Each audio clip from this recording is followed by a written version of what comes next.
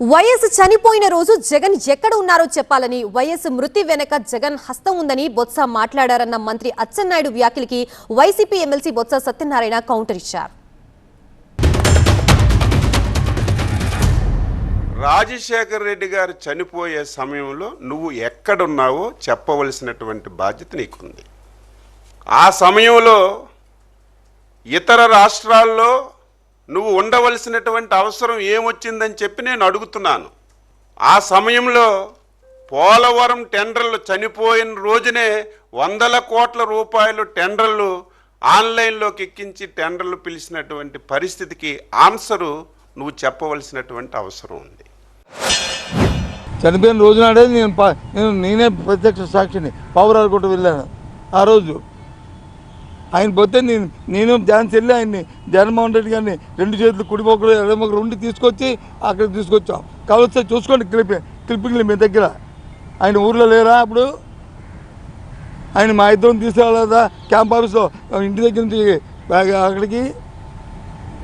ఇది వాస్తవం కాదా? ఏంటి మాటలు? అప్పటికే నిర్ధారణ కాలేదు. మిస్ అయ్యారా, చనిపోయారా, ఏం జరిగిందో నిర్ధారణ కాలేదు.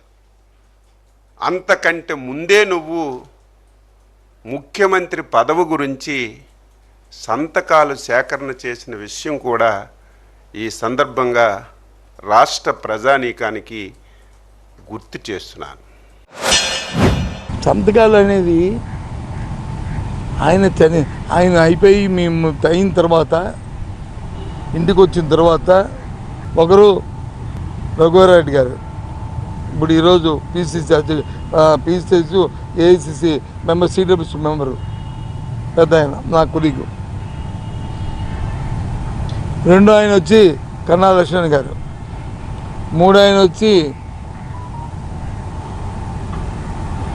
మన ఉన్నారు మంత్రులు, ఇప్పుడు ఆ క్యాబినెట్లో మంత్రులు. వాళ్ళందరూ అడిగి చెప్తారు. వీళ్ళే ముందు అమ్మో జగన్మోహన్ రెడ్డి నేను కాదు, అందులో నేను లేదు, జగన్మోహన్ రెడ్డిని పెట్టాలి ముఖ్యమంత్రి అని చెప్పి ముందు ప్రతిపాదించింది వీళ్ళు. ఇంకా నేను అన్నాను, ఎందుకు తొందరపడి మీరు ఆ పేరుని మీరు ప్రతిపాదిస్తున్నారు, ఆగండి, వెయిట్ చేయండి. బహిరంగంగా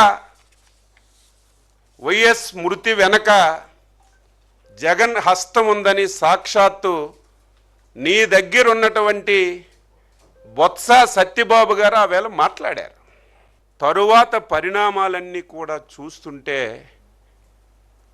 ఒక సైకోకి పదవి వ్యామోహం వస్తే